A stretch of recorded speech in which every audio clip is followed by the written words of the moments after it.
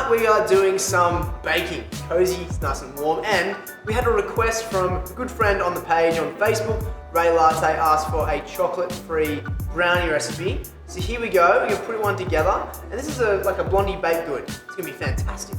So it's really simple. I actually have all the ingredients right in front of me, but you guys can see all this right down here, or if you head to the website, you can see all the ingredients and the method there as well. The first thing we have done is we've preheated our oven to about 350 degrees Fahrenheit. I think about 180 degrees Celsius, you should know by now. It's about 173 degrees Celsius, just plain at home. So, what we're gonna do is, usually we do a wet versus dry mix and just kind of combine those two things together. I'm kind of just gonna do it all at once. So, in here we're gonna add some olive oil. So come close, we've got our fat. We've got a lovely olive oil. You can also alternatively use coconut oil. If you've got the understanding of how to use fats in recipes, it goes a long way to eventually being able to execute some tasty goodness. In saying that, if you don't have coconut oil, use olive oil. Exactly what I did today. The recipe usually calls for coconut oil. I've got olive oil, so that's what I'm doing. Cool, so into that we've also got some almond butter. Now we usually have some jar, but because we make this in-house at Charlie Street, I just got it ready and waiting. Really simple, and you guys actually know how to do that now because you've seen it on my Instagram. So Richard Don's going to put up a lovely little square right here. You're seeing the almond butter being made from scratch. Thanks for giving me more work. Thanks, Don. So we've got almond butter, olive oil, and now maple syrup. This is our sweetener today. Perfect, and I'm going to get that started. Just bring that together. What you'll notice is the fat, which is the olive oil in this case, is kind of coating a nice blob of the other ingredients, almond butter and maple syrup.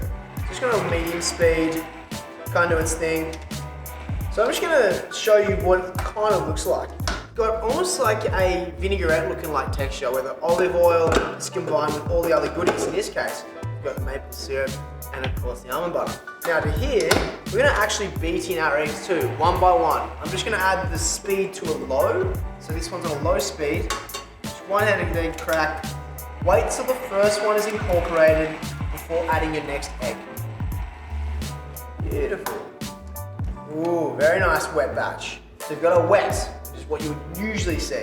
Now we're going to add in our dry, but instead of kind of combining our dry into a bowl and then adding it in, let's just kind of add it all in at once. So first goes our almond flour. We get a little mix. Again, all the ingredients can be seen here or on the website.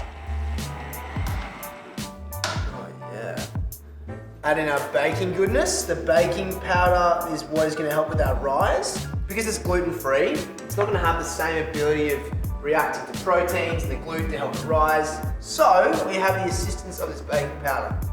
And of course, cinnamon.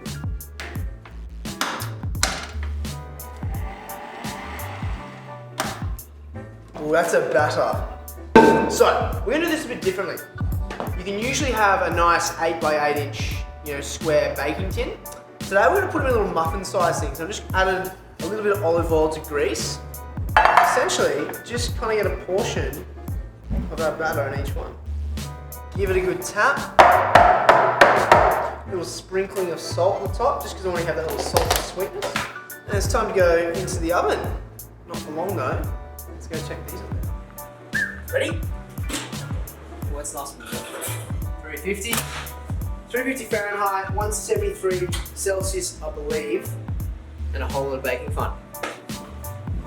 Okay team, so it's been about 25 minutes, and our baked goods have got a beautiful golden edge.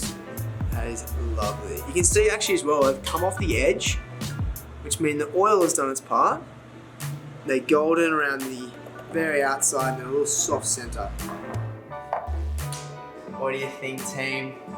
I tell you what, they smell phenomenal. I'm loving the crusty goodness on the outside and that very soft center that I know is there. I mean, I just have to check them out.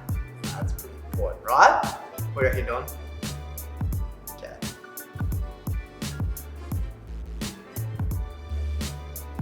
You know what's really incredible? That's almond flour. Just because the way we crust, the crusty edge, but the floury, like soft sponge center. And when you have almonds or nuts, for example, that are your flour content, they soak up moisture even better so it doesn't dry out. So you know this bit is going to be super tasty. And there you have a really decadent and delicious, but very simple baked good dish. And if you are someone who is allergic to chocolate, you don't have to be down the dumps, because this is absolutely phenomenal. For those of you who can't have chocolate, this is an option you still have to try, because that crusty, beautiful outside, super soft center, and that notion of having stuck in your teeth for many, many hours later, you are definitely going to enjoy this. If you want the recipe, head to the website. And of course, if you want to see more of these recipes every single week, hit subscribe, my friends. I'm Dan Churchill, the healthy chef, and I can't wait to give you another tasty recipe next week. Bye.